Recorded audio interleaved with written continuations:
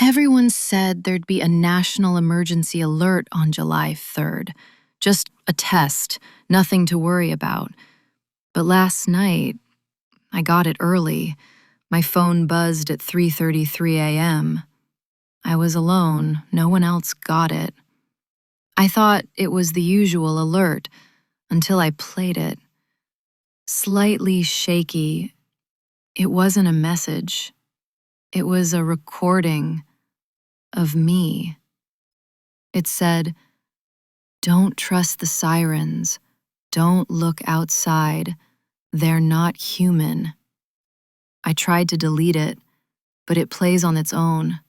Every hour, I turned off my phone. Pause, whisper.